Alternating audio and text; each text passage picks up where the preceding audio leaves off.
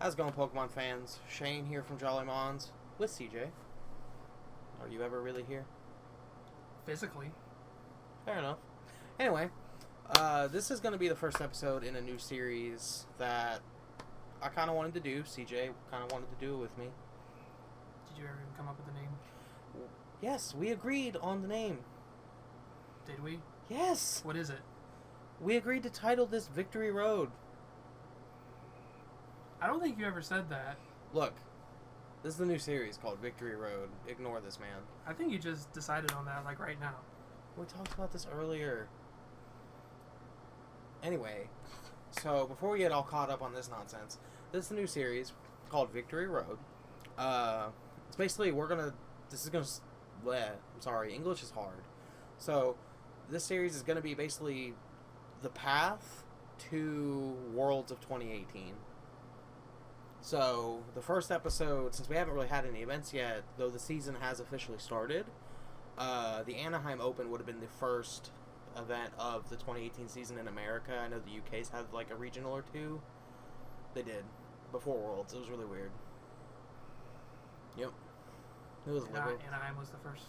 In the US. Okay, whatever. The UK had an event or two. I don't know. It was weird, man. Anyway, Anaheim Open was the first event for the 2018 season in the US besides like League Cups and whatnot. Anaheim Open was standard, and the Decidueye Ninetales did win. But I didn't even know about that until 20 minutes ago. I'm the educated one. So anyway, the first regional of the season to really kick things off is going to be expanded in Fort Wayne, Indiana. Expanded does seem to be a little bit more of a priority this season for TPCI. TCPI, whatever. The Pokemon Company. That thing. There's definitely seems to be more regionals and such than normal. No, TPCI makes sense. The Pokemon Company Incorporated. See, I was right. Screw you. Anyway, the first event is expanded.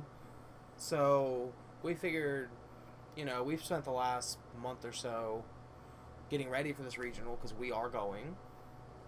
Most of us have been getting ready. This man forgot. So did Trevor. I'm not the only one.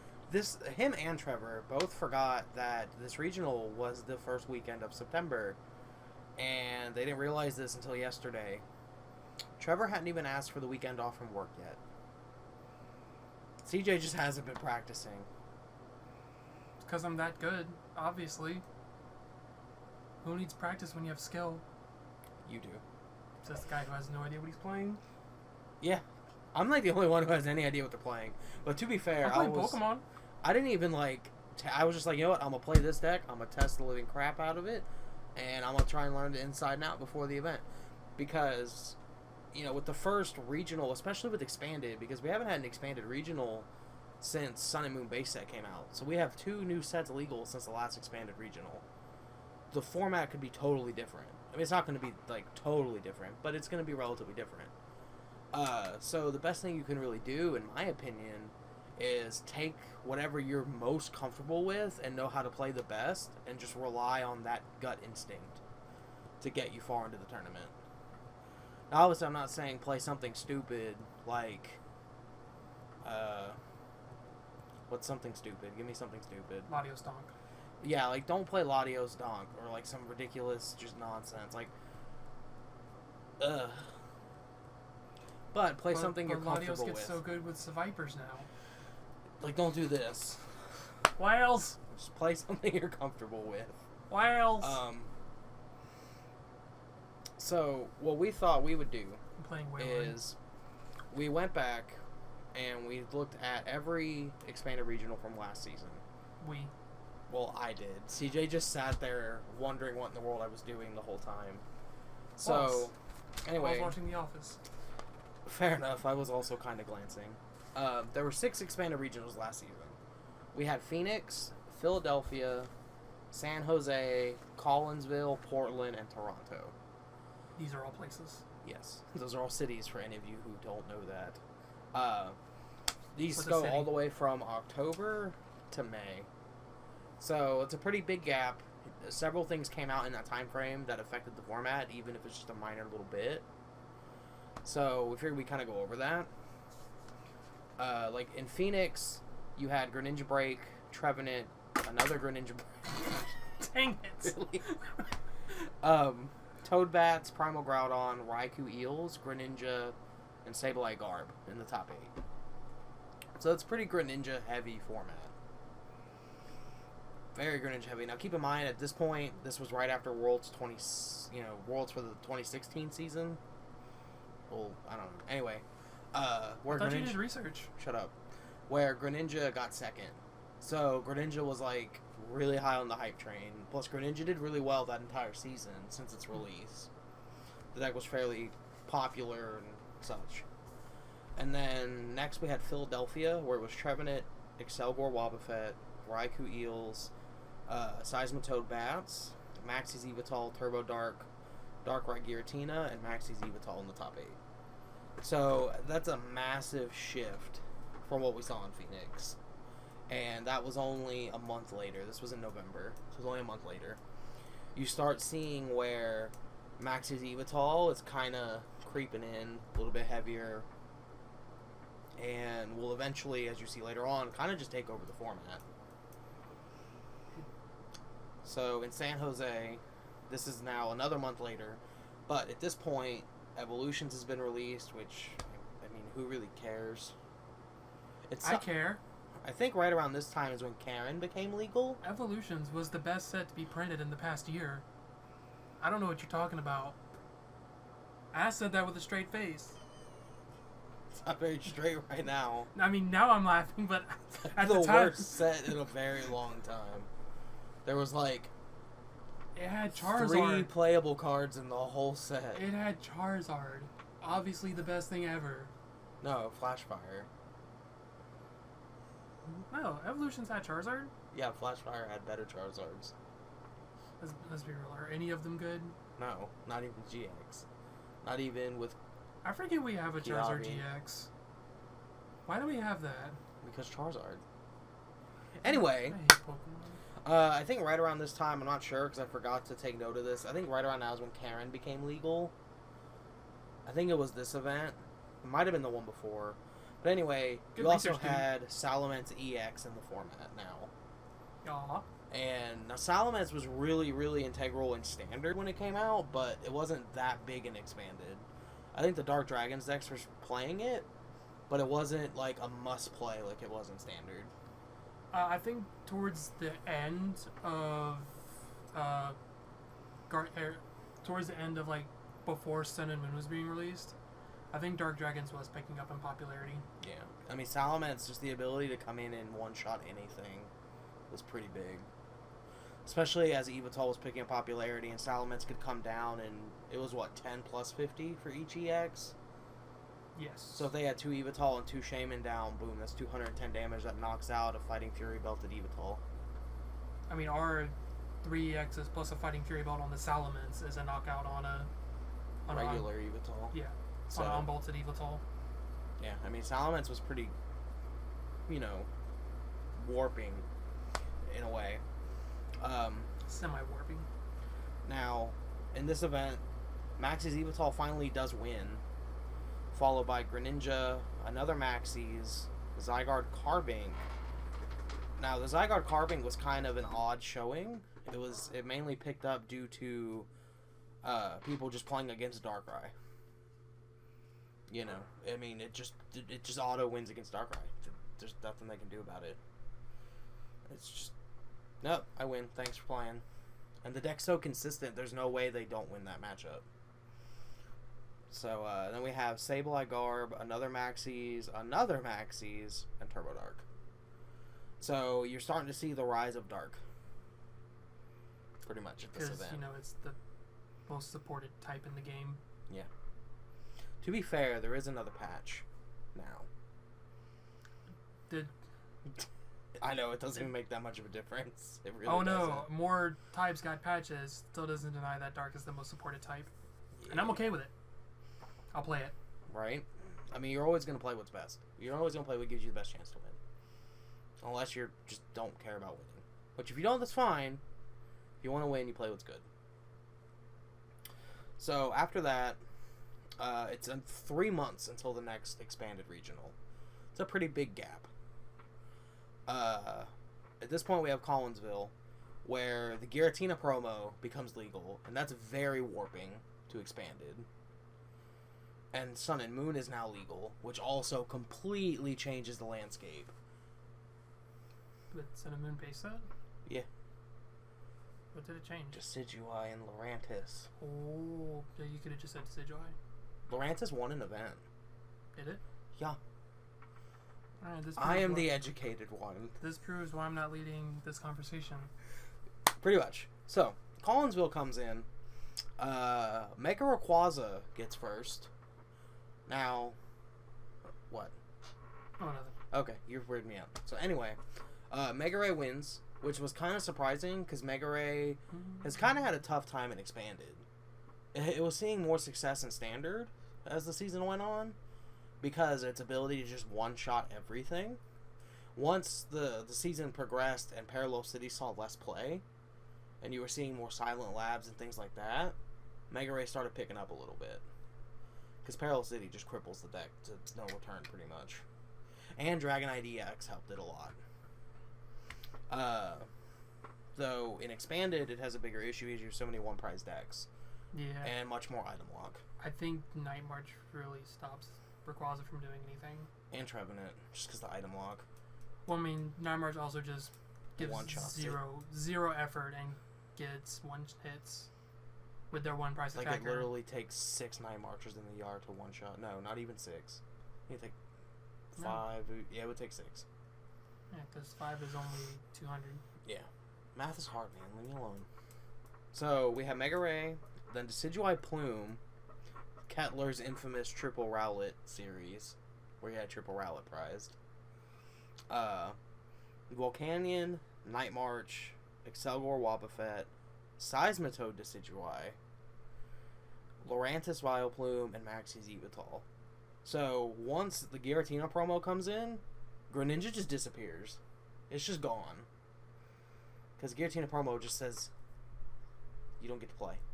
Yeah. You also see a little bit less success from Trevenant, because they don't have the break available to them to help spread damage.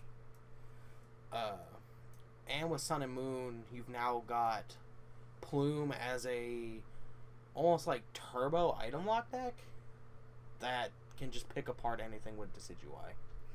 Or could just have a heavy hitting attacker like Lurantis. So, this is where the game kind of takes a massive shift in Expanded. After this, all of 3 weeks later, we have Portland, where it goes Maxie's Evital, Maxie's Evital, Maxie's Evital, Turbo Dark, Night March, Primal Groudon coming back, Turbo Dark, and then Sableye Korb. So, Dark just went crazy again. You know, with now that we'd already seen a Sun and Moon event, people were learning what was going to see play, especially in Expanded. They had figured it out, and a lot of the good players just went back to Dark because it's Dark. All reliable. And if Maxie's gets like Archeops down early, Decidueye can't get online because they don't play any way around it. They just go from Forest straight into Decidueye. So with Archeops down, the deck just flounders. And I think that's what led to Maxie's doing so well. It flounders? Look, shut up. I've never heard that before. It just sits on the floor and like... I've heard it just flops, but I've never heard it flounders. Anyway. This is why I'm here. Comedic relief. Pretty much. Moving on. Turbo Dark's also picking up at this point. Because I think it was right around January is when Turbo Dark, even in Standard, started becoming really big. So you start seeing a little bit more of it in Expanded because people are just kind of shifting the deck between each format. You know, Night Spear, Darkrai are really cheap. So it's not hard to shift the deck. Night March is still just squeaking one in. Primal Groudon comes back, though. So that's interesting because you'll see a little bit more of that in Toronto. Toronto is where Primal Groudon really shined. The only thing about that deck is you have to have 3 or 4 Tropical Beach. Yeah. and you're gonna spend bare minimum $600 on 4 of those, like bare minimum. Are they 200 each now? I'm pretty sure they're at least 150, if not more, because Groudon got more popular. I hate Pokemon. Yeah, and they always kind of drop like right before Worlds because everyone's afraid they're gonna reprint it again. Now that Champions Festival got printed again, it went back up. So, anyway, the investment of 2018. Pretty much. We get to Toronto. Now this is going to be the last expanded event of the season. Lurantis Vileplume wins the tournament. This man had no idea, yet we watched this at our locals as it happened. Did we? You probably didn't. I did. Because Christopher Szymanski got second with Primal Groudon. I don't remember this. Because if I remember correctly, it ended in time, and if they didn't go to time, Szymanski would have won. But I might be thinking of a standard event where that happened. I vaguely remember a standard event going like that. Maybe this is a standard one I'm thinking of. Because I remember being mad because like a Metagross deck lost to a B deck. When you watch all these events, it's hard to remember which ones were which. It's just hard for me to remember anything. Pretty much. So, you have Lurantis Vileplume, followed by Primal Groudon and another Primal Groudon. We got second and third. Toadina, Toadbats, Darkrai Giratina, Volcanion, and Seismitoad Giratina. So, you see a lot more Toad in this top 8 than we've been seeing. You see 2 Toadina and a Toadbats. So, that's something to take note of. Like, you did that. I don't need to take note of it. Shut up. So, anyway, you see 1, 2, 3, 4 item lock decks in the top 8. 1 Vileplume, 3 Toad. Toadina is a little bit more interesting of a lock deck because you have the item lock from Toad, and then you can switch into Giratina and hit that special energy stadium lock. There's just decks you can completely lock out of playing the game. Any deck that's running just 4 DC. Yeah. And I mean, even decks that are playing something other than DC, you can still essentially lock out of the game, like Mega Ray. They can't get around Giratina. Especially against Mega Ray, if you play Parallel City to shrink their bench, and then start Chaos Wheeling. And, like we know, just from our interview with Mike, the 8th place Toadina deck was playing Headbringers, making it even more of a challenge to get out of his locks. So anyway, that's all. That's basically the rundown of last season. And it's important to look at these kind of things because it's important to see what was performing well throughout the most recent expanded history, if you understand what I'm saying. You know, you have to look at what did well to see what will potentially do well. Now, especially now that they've brought back, well, not brought back, but they unbanned Shift Tree and have now banned Forest of Giant Plants and Archeops out of Expanded. That's a drastic change to the format. But a lot of the same decks will still be good. It's just the format will be played in a different way. So that's something to keep in mind. Like, I took a breakdown here out of all the decks from the top 8s and what percentage they made up of the top 8 during the last season. And Max's Eva Tall was like this huge whopping 21% of the top decks from last format. Can you hear this real quick? Yeah, go ahead. I was going to look at it while you keep talking. Oh. Well, it's kind of hard because you took it from me. Anyway, this man took my script. So. And that's why I'm holding it right here so I can also look at it. So, Max's Eva Tall takes up 21%, which isn't too hard to believe. I mean, Eva Tall is just a generically really, really good attacker. Dark Patch is a thing. Night Spear Darkrai in that deck gives everything free retreat and can snipe the bench. Access to Gallade to set up your hands. Access to Archeops for every evolution deck. I mean, of course it did really well. That deck just had an out to pretty much everything that wasn't Night March. I mean, one thing I did notice looking at the list is that some probably didn't make as high as a percentage just because they didn't have as much time to shine. And that's true too. Like, I feel like the Plume deck would have been higher up if you just, like, closed, like, if you made the window smaller. Yeah. Like, I mean, Toad variants were next at 13%. Granted, that's all Toad variants. Yeah. Now, you won't see Toad Decidueye ever again because Forest is banned. But Toad Bats is still very real. You got Toad Bats and Toad Tina. Toad Tina is very real. Toad Garbodor is coming up as a thing. You know, Toad is just a potent threat by itself, almost with whatever you pair it with. Just because Quaking Punch hurts a lot. Greninja fell off at the end of the format and still came in tied at 3rd place at 8% with Turbo Dark and Groudon. That should tell you something right there. With Forest gone, making it to where Grass decks are less playable, and Archeops is gone, Greninja's probably going to make a big comeback.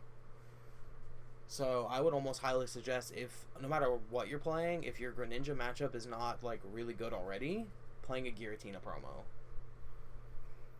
You know, especially in Expanded where you can just compressor it out of your deck if you don't need it. See, but because of the threat of Giratina, do you think it's even worth to play Greninja? Yeah. Especially at the first event of the season. Because how many people are sleeping on Greninja? I don't know. I mean, I'm sure all the really good guys, like really good players, aren't sleeping on it. I'm sure they acknowledge it as a potent threat.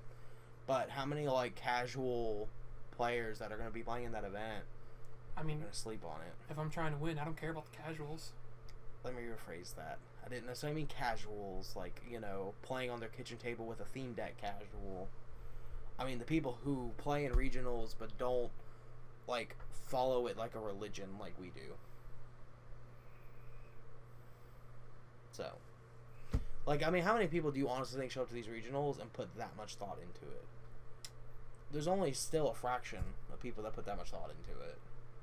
And those are why you see the same names at the top. Like, card games, it's not really, like, all talent. It's knowledge. And you gotta put in the work to gain the knowledge. Or just get really lucky. Look, that's my thing. What was your record of the last regional? Look, to be fair, I had just started playing. Not an excuse. Point check?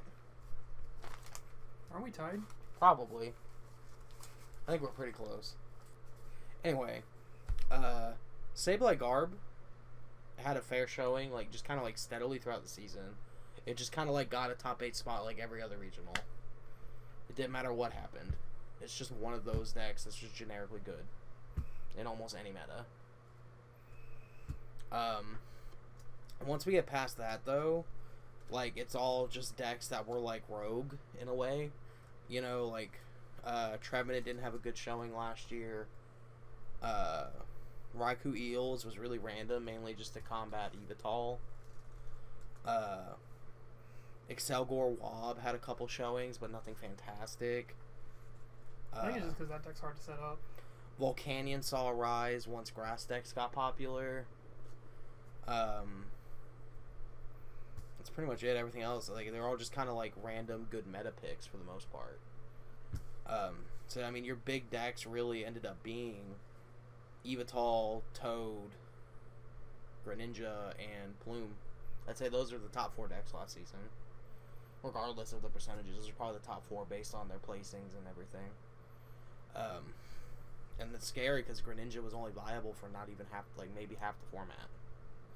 Wasn't even viable after that. So, thought that was kind of interesting.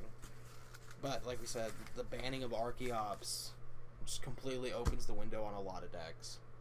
And honestly, I think the biggest reason they banned Archeops more than anything is because they want the GXs playable and expanded. With Archeops, they're just not playable. I can see that. Like, they're printing all these great GXs that most from revolutionary Pokemon, and with Archeops, they're just not playable. Like, okay, Gardevoir, you know, did what everyone assumed it would do and won Worlds upon its release. Just immediately wins Worlds. What's it going to do in Expanded, though, if Archeops is still around?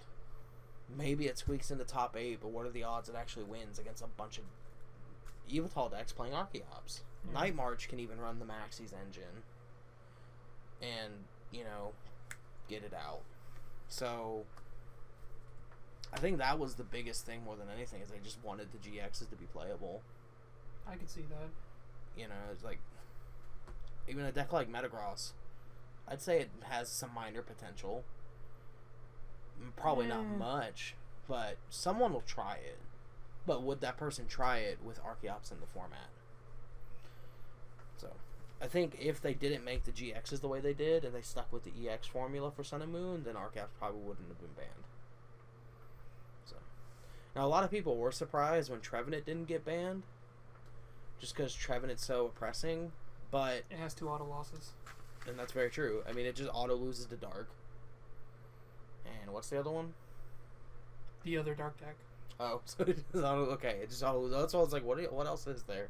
Anyway, it just auto loses to Dark. I'm pretty sure it just auto loses to Darkrai and Yveltal. Pretty much. Now... And a big thing about that is, like, why would they ban it when it didn't have a great showing? It never showed to be overpowered. Because people think anti-fun cards should be banned? Pretty much. Like, you see Forest get banned because of the fact that Vileplume variants became so dominant in the tail end of the season. That's why Forest got banned. You saw Archeops get banned because Maxie's Eva Tall made up 21% of the top decks. Something in that deck had to get hit. It was inevitable. What else were they gonna ban? Maxie's? I could see that. I mean, I could, but I think Archeops was the bigger problem. Because when they Maxie's into Gallade, it's not that big a deal. Like, sure, they get to sculpt their draws, but whoop-de-doo. You know. I mean, you could argue that Archeops wouldn't be an issue if it wasn't for Maxie's. But then you can also that Maxie's wouldn't be an issue if it wasn't for Archeops. So... Yeah, and I feel like Archeops could still be a problem even evolving into it. You could still evolve into it. Not as big, but I could still see it being played. Whereas, you know, I mean, don't get me wrong, Maxie's is still going to see play, but I just don't think it's anywhere near as bad. Like, they're still going to play Gallade. That's a given. And, I mean, no one's going to play Machoke now with Decidueye dead. I might. Because, correct me if I'm wrong, it's Mr. Mime, not Machoke, that stops Trevenant Break spreading. Right? Machoke stops all of it. Oh, okay, so never mind, it is Machoke. Look, this stuff gets confusing. Machoke stops damage and placement of damage counters.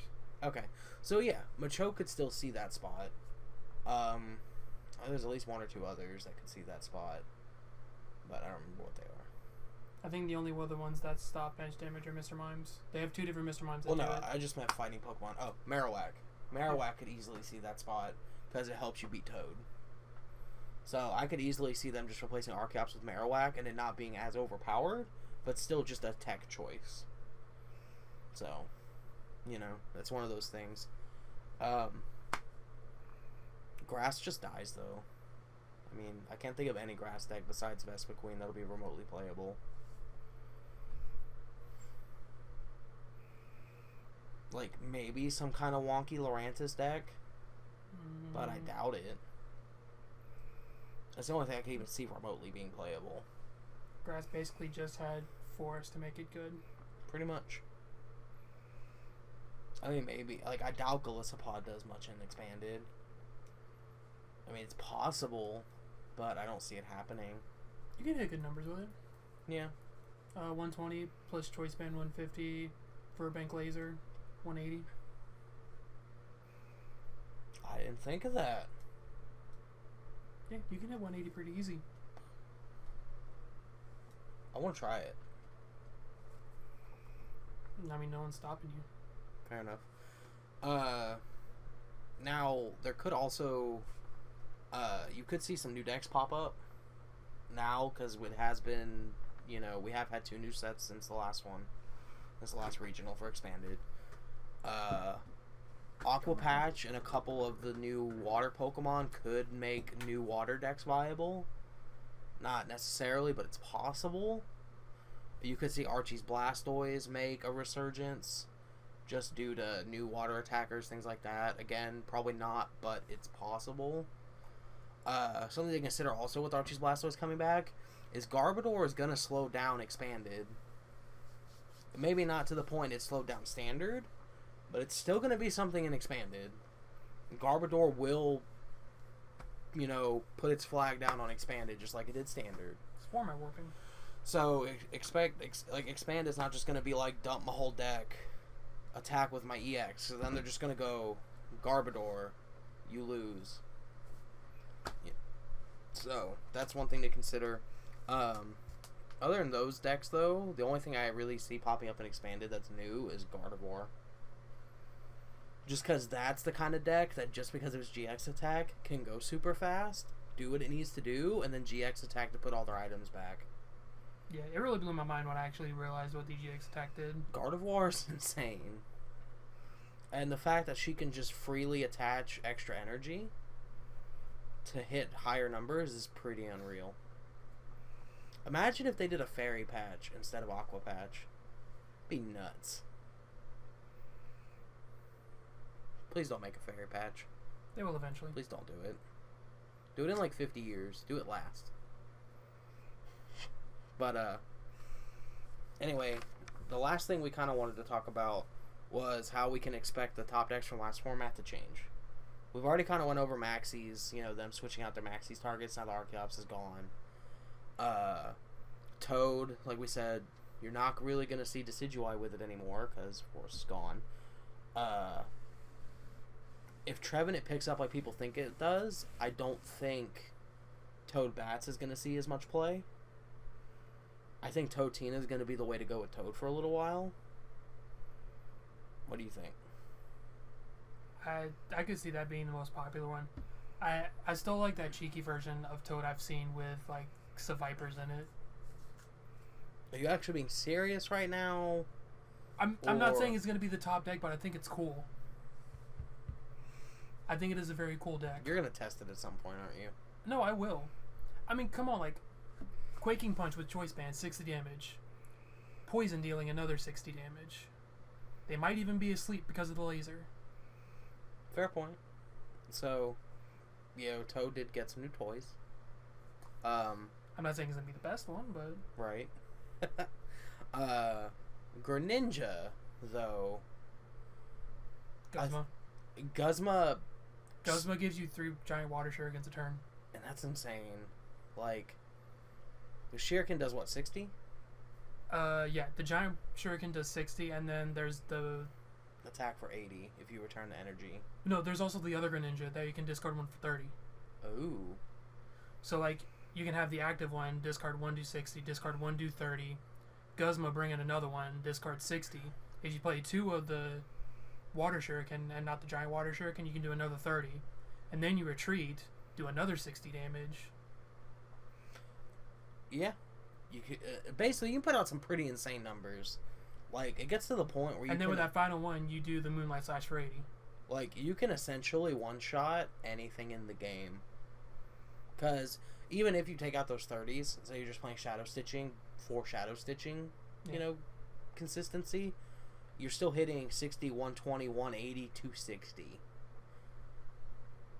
Like, you can even just have a Splash Energy attached, leave it on, and hit for 240. Yeah. That's pretty insane. So, we definitely agree. Just the addition of Guzma alone is going to make Greninja very scary. Guzma, plus the lack of grass decks, plus the lack of Archeops. Like, I mean, I'm not saying this will happen, but we could very well see the rise of Greninja here. Even more so than it was a year ago. I might even play that. I mean, I hate that deck, and I'm considering it. How can you hate Greninja? Because it beats itself. I mean, You get to the finals, and then it just bricks.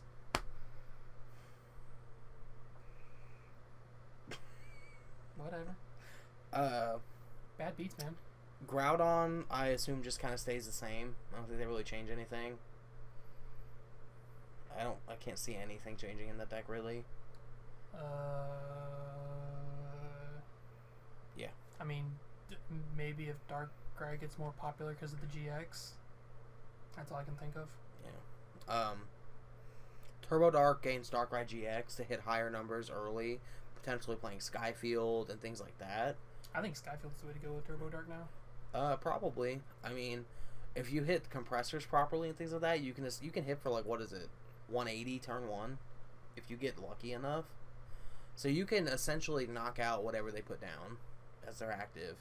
Especially if you're going second and you manage to pull that off, that's pretty insane. Though again, don't opt to go second because then you'll get Getsist and then you won't have a hand. Always go first to avoid Getsist. Sableye Korb. I don't know anything about this deck, so I'm gonna let you make the judgment on that one. I can't think of anything new that. Plumerina could help it out because it's an energy control deck. True. Plume variants are just dead. There's no way around that. Trevenant is by far the most hyped deck coming into Fort Wayne. Like, if you read on Burbank and Fonte, everyone's hyping Trevenant. I kind of see it, but at the same time, I'm still looking at the numbers from last year, and I just don't think it's going to be as dominating as people expect. It's the control deck of the format. Yeah, I think all the dark decks are just inevitably going to knock it out of the tournament. I think 1 or 2 will squeak into top cut, and that's about it. I don't even think that many are going to make day 2. I really don't. I think dark is still going to be the go-to deck, and it's just going to knock them all out of the tournament.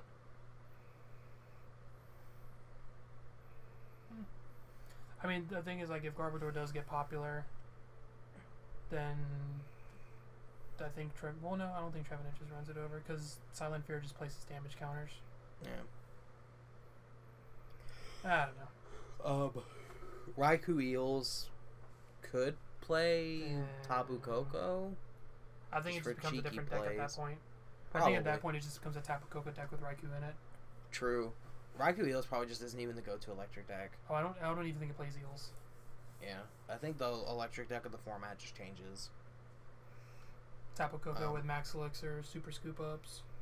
Excelgor Wob is still not the best deck, but a viable option. I don't think much really changes. I think Bridget makes it better.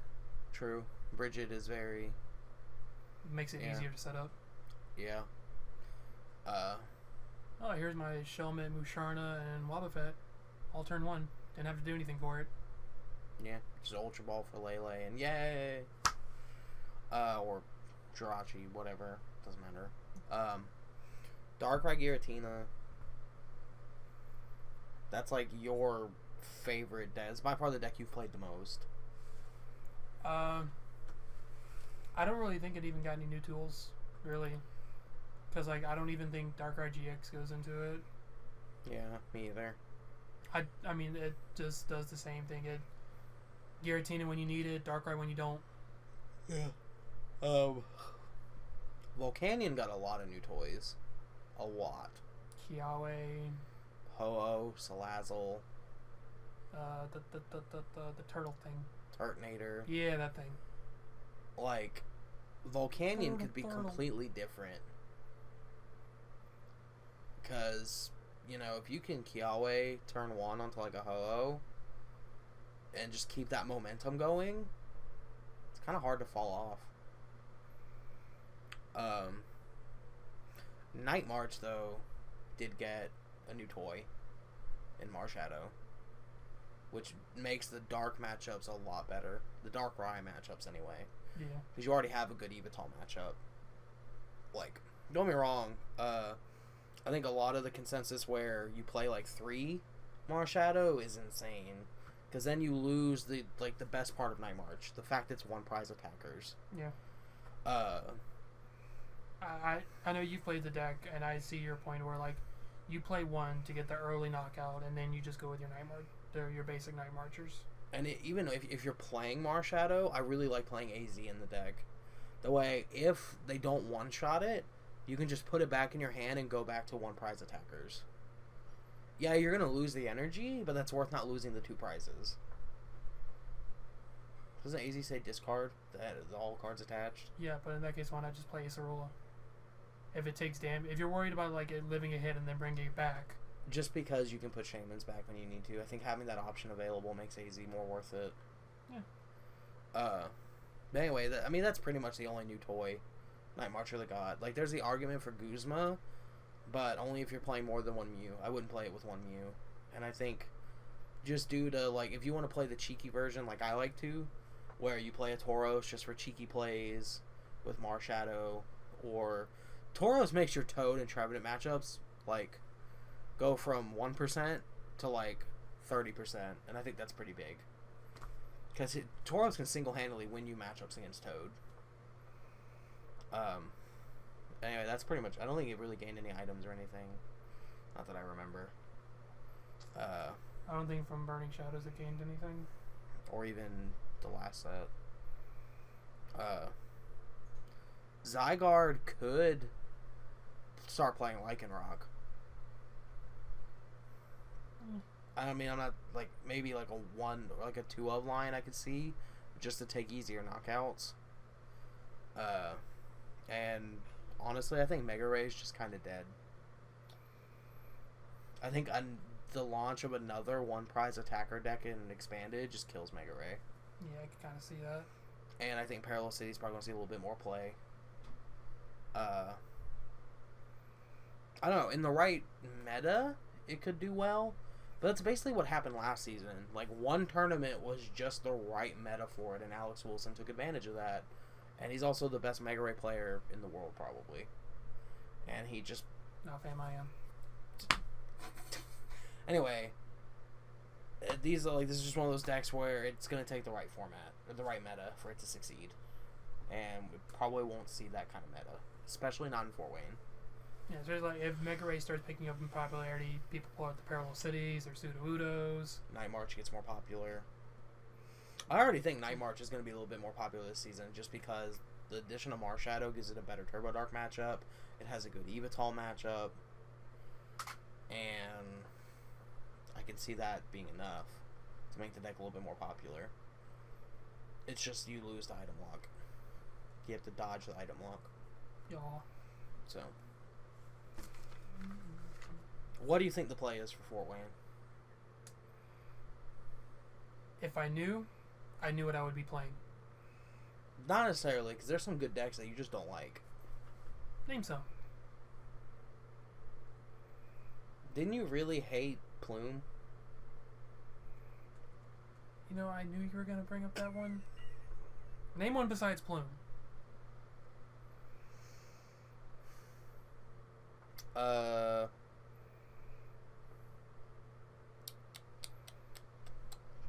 Ninetales. Okay, are we seriously considering that a tier 1 deck though? Look, it won Anaheim. Pixar didn't happen. To be fair, it only played one Ninetales in the deck. But anyway, Yeah, I seriously have no idea what I'm playing. I'm kind of thinking Greninja, Trevenant, or maybe I'll just bring out my inner dirt bag and play Whalelord or Sableye Korb. Honestly, I think you should play Greninja. Like, straight talk, like real talk right now. I think you should play Greninja. I might test with it. I know I'm playing Night March. I think if I was considering like a competitive deck, I go Trevenant or Greninja. Yeah. Trevor is either playing Turbo Dark or Toadtina. Honestly, I feel like he should just play Turbo Dark because it's simpler. And it's not a knock on him, but I think it's best to just go simple. Just because of the lack of knowledge of the expanded format. I think consistency wins big events. That too. And I just think Toadtina is one of those decks where you have to predict what your opponent's going to do. And I think his lack of knowledge of expanded decks is going to stop him from being able to do that. Whoa, are you calling Trevor dumb? No, I think you're he calling just Trevor hasn't dumb. played expanded. Do you hear that, Trevor? He's calling you dumb. Why do you think I'm playing Night March? I don't care what you're doing. I'm just attacking for big numbers. Are they really big numbers, though? Yes. I mean, that's some really tiny text on that card. Shut up, CJ. Our friend Marcus, who's going, is leaning towards Toad Garbodor, which I understand why people are enjoying the thought of it. I just think there's better routes to take each card. I think Garbodor has a better deck that maybe we just haven't seen yet. And I think Toad is just better with Giratina.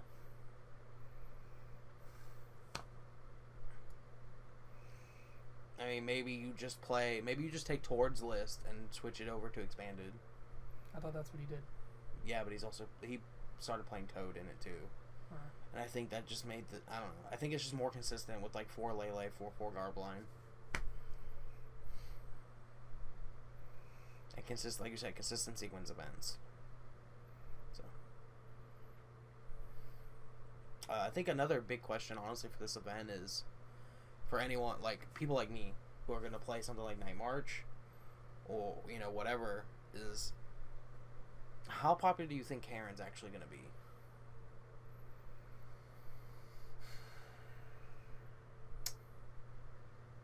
Really, it depends on how hype Night March is getting. And even then, it can play around Karen. A smart Night March player can play around Karen. You just have to not overextend. Only put what's necessary in the yard, and don't waste compressors and puzzles. You just play like 2 battle compressors and hold on to your puzzles. And just like the same question can go for people thinking about playing, you know, not Frogadier, Greninja. How popular do you think Giratina's going to be? The promo. That, I think, could be more popular than Karen. But at the same... Just because it answers 2 different decks. Right. But at the same time, I don't even think that's going to be that big of an issue. I think because this is the first event... If Trevenant is getting as much hype as you're saying it is, I could see it. True. Because Trevenant is by far the most hyped deck. Like, Trevenant and Dark are getting all the hype. Everyone is talking about how Night March is bad. No one's even really talking about Greninja. So, I don't know. People are probably talking about how bad it is. Probably, but I haven't seen it. And when I'm not at work, I tend to look at that kind of stuff. But, I don't know, I guess we'll wrap this one up here. I mean, we pretty much covered everything that I can think of. I was letting you take care of the whole thing, so I'm just rolling with him. Anyways, guys, I mean, I know how you watch. You didn't actually watch this. If anything, you just listened to it while you did other stuff. And I don't blame you. I do the same thing. But thanks for joining us for episode 1 of Victory Road. This won't be on any kind of schedule. This will kind of just be as I want to record episodes. But essentially, I'll make one for every event we go to. And this is just kind of like the episode, like the introduction into the season episode. So every League Cup, I'll make one. Every regional. We are going to a lot of regionals this year. I'm going to try to. I am. I don't know about you. I'm going to try to. I make no promises. Pretty much. I promise I will try. Anyways, guys, thanks for watching. Tune in next time. Victory Road. And as always, stay jolly.